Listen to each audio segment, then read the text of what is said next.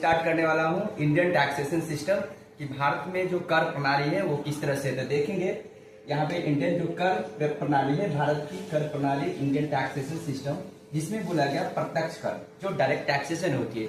Direct taxation दो government के द्वारा कलेक्शन की जाती है, एक जो होती है केंद्र सरकार और दूसरी होती है राज्य सरकार के द्वारा। ठीक है, तो जो प्रत्यक्ष कर होती है भारत में, तो जो ली जाती है केंद्र सरकार के द्वारा वो होती है आयकर, निगम कर, संपत्ति कर, उपहार कर। अर्थात केंद्र सरकार के द्वारा जो भी टैक्स ली जाती है वो क्या आती है, एक इनकम टैक्स आती है, कॉर्पोरेट टैक्स आती है जैसे आप देख पा रहे होंगे, और वेल्थ टैक्स आती है और गिफ्ट टैक्स आती है। ये केंद्र सरकार के द्वारा वसूल की जाती है। साथ ही साथ दूसरी होती है राज्य सरकार के द्वारा। राज्य सरकार के द्वारा लेने वाली जो प्रत्यक्ष कर है उसमें आती है भू राजस्व कर।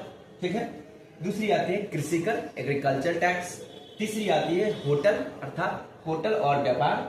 चौथी आती है रोजगार कर और पांचवा आती है गैर शहरी अचल संपत्ति कर। जो गैर शहरी क्षेत्र मतलब जो रूरल एरिया में जो अचल संपत्ति होती है उस पे जो टैक्स ली जाती है वो राज्य सरकार के द्वारा होती है। ठीक है, और आगे होती है इनडायरेक्ट टैक्सेशन, ये तो प्रत्यक्ष कर हुआ, और प्रत्यक्ष कर में आती है वो भी केंद्र सरकार द्वारा और राज्य सरकार के द्वारा वसूल की जाती है। केंद्र सरकार के द्वारा जो वसूल की जाती है जिसमें जीएसटी होती है, गुड्स एंड सर्विसेज टैक्स होती है।